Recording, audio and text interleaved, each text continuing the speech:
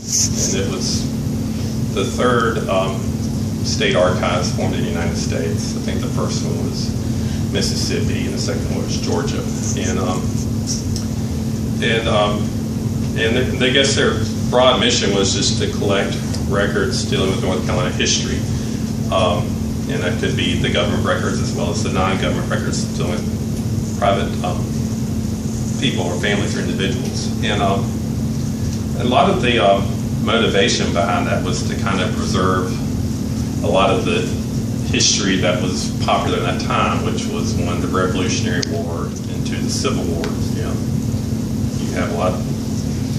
I'm not an expert on the lost cause of the Civil War. You may have taken classes of that in your own history background, but there's a lot of talk that the archives was kind of formed as a result of this need to preserve the memory of the Civil War. And a lot of that is records as a goal, or from the Civil War. We had a lot of records from some Confederate generals, General Daniel Harvey Hiller's names on the library at NC State, plus some other. We have a lot dealing with that time period. I think that's because of that, was just to kind of help preserve that Civil War memory that was very popular at the turn of the century, around 1903.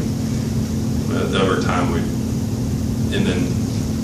it's become more of a place to store the state agency records as well, throughout, from all levels of the state.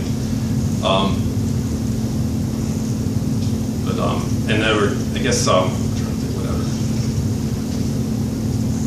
So I guess the whole department too was also part of the Museum of History as well. But now that we've kind of broken apart from the Museum of History, and also parts doing historic preservation. But that's kind of more about the genesis of how it started.